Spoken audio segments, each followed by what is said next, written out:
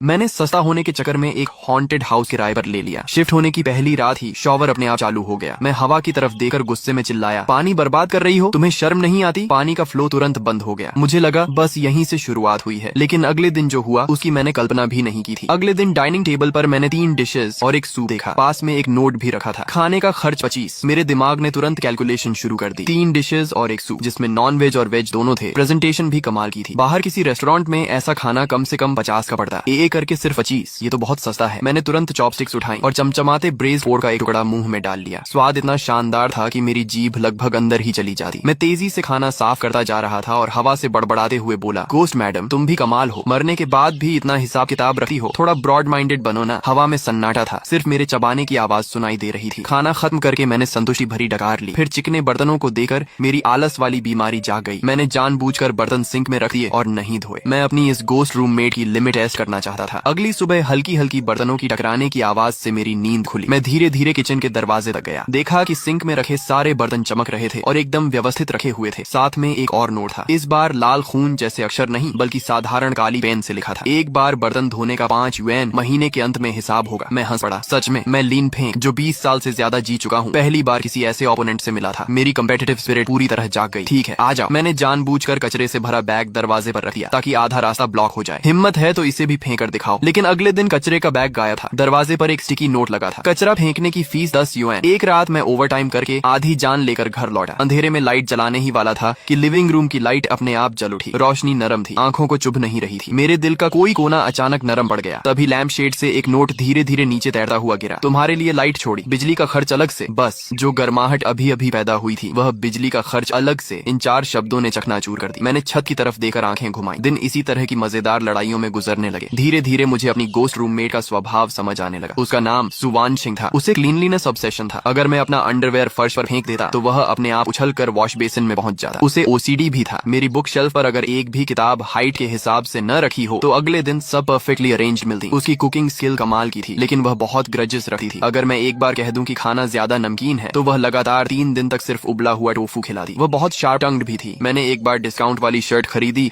और मिरर के सामने पहनकर देख रहा था। तभी मिरर पर पानी की भाप से धीरे धीरे शब्द उभरे, तुम्हारा फैशन सेंस चिंता का विषय है, तुम्हारी टेस्ट चिंता का विषय है और तुम्हारा वॉलेट तो उससे भी ज्यादा चिंता का विषय है। मैं गुस्से से उछल पड़ा और हवा की तरफ चिल्लाया, तुम्हें क्या मतलब, खुद तो मरकर भी एए सिस्टम नहीं छोड़ पाई। फिर मिरर पर नए शब्द उभरे, तुम भी कुछ कम नहीं। मैं उसकी मौजूदगी का आदी होने लगा था। सच कहूं तो मुझे अच्छा लगने लगा था। कम से कम अब मुझे इंस्टेंट नूडल्स नहीं खाने पड़ते थे। कम से कम इस ठंडे और बेरहम बड़े शहर में कोई था जो मेरे लिए लाइट छोड़कर जाता था, भले ही उसका बिल अलग से लिया जाता था। एक दिन मेरा सबसे अच्छा दोस्त जी बोशियाओ मुझसे मिलने आया। मैंने पहले ही सुवान सिंह को वार्निंग दे दी थी, मेरा दोस्त आने वाला है, वह बहुत डरपोक है, आज थोड़ा शांत रहना। सुना? तभी टेबल पर रखी एक मैगजीन हवा में उठी और उस पर बड़े बड़े अक्षरों में ओके दिखाई दिया। अगले दिन जी बोशियाओ घर में घुसे ही बड़ा चढ़ाकर सूंघने लगा। लिन फें, क्या बात है, अमीर हो गए, कोई मेड रख ली क्या? ये घर तो तुम्हारे रहने की जगह जैसा लग ही नहीं रहा। बस मेरी हैबिट्स थोड़ी सुधर गई हैं। उसके इतना कहते ही टीवी जिसमें चैलेंज मूवी चल रही थी अचानक फाइनेंशियल चैनल पर बदल गया। जी बोशियाओ डरकर उछल पड़ा, रिमोट कहाँ है? चैनल अपने आप कैसे बदल गया? मैंने बिना एक्सप्रेशन बदले चैनल वापस बदल दिया। शायद सिग्नल की प्रॉब्लम होगी। हम बातें कर ही रहे थे कि उसके सामने रखा कप धीरे धीरे टेबल के किनारे की तरफ 5 सेंटीमीटर खिसक गया। ये क्या था? कप खुद कैसे हिला? मैंने आराम से कप वापस रख दिया। डरो मत, मेरी रूममेट थोड़ी शरारती है लेकिन खाना बहुत अच्छा बनाती है। जी बोशियाओ मुझे ऐसे देखने लगा जैसे मैं कोई मानसिक रोगी हूँ। लिन फें, क्या काम का स्ट्रेस बहुत बढ़ गया है? तुम्हें हेलुसिनेशन तो नहीं हो रहा? मैंने लंबी सांस ली। मुझे पता था कि ये बात समझाना नामुमकिन है। किसी तरह डरे हुए जी बोशियाओ को विदा करके मैं उदास होकर सोफा पर बैठ गया। तभी लिविंग रूम की रोशनी थोड़ी और धीमी हो गई और पहले से भी ज्यादा नरम लगने लगी। मैंने सिर घुमाकर उस बड़ी फ्रेंच विंडो की तरफ देखा। पहली बार मुझे एक लंबी लड़की का सफेद कपड़ों में लिटा हुआ सिलुएट इतनी साफ दिखाई दिया। वह अब भी आधी ट्रांसपेरेंट थी, जैसे चलती हुई धुंध हो, लेकिन अब मैं उसके कंधों तक आते लंबे बाल साफ देख सकता था। वह बड़ी सावधानी से उस खिड़की को साफ कर रही थी जिसे मैं सुबह ठीक से साफ नहीं कर पाया था। उसकी हर हरकत में फोकस, सीरियसनेस और लगभग ऑब्सेसिव एलिगेंस थी। अचानक मुझे लगा कि मेरे दोस्त की चिंता और दुनिया की सारी गलतफहमियां बिल्कुल मायने नहीं रखती। इस विशाल शहर में आखिरकार मेरे पास एक घर था और एक बहुत ही अनोखा परिवार का सदस्य भी। लेकिन अच्छी चीजें ज्यादा समय तक नहीं टिकी। कैपिटलिज्म की ठंडी हवा आखिर मेरे जैसे छोटे एम्प्लॉय तक भी पहुंच गई। एक ठंडी ईमेल और कुछ बेजान ऑफिशियल लाइंस ने मेरी उस नौकरी को खत्म कर दिया जिसके बदले मैं रोज 2 घंटे का कम्यूट करके बस मामूली सैलरी पाता था। एक कार्डबोर्ड बॉक्स हाथ में लिए मैं भीड़ भाड़ वाली सड़क पर चल रहा था। पहली बार मुझे लगा जैसे मैं भी फेंका हुआ कचरा हूँ। घर लौटकर मैंने खुद को कंबल में ढक लिया और लंबे समय से दबाए हुए एहसासों को भीतर ही भीतर दबाए रखा। दुख और बेचैनी आखिर उस पल बाहर निकल आए। पता नहीं मैं कितनी देर तक तक रोता रहा। तभी लिविंग रूम से हल्की हल्की एक सुरीली क्लासिकल म्यूजिक की धुन सुनाई देने लगी। वह मेरी सबसे पसंदीदा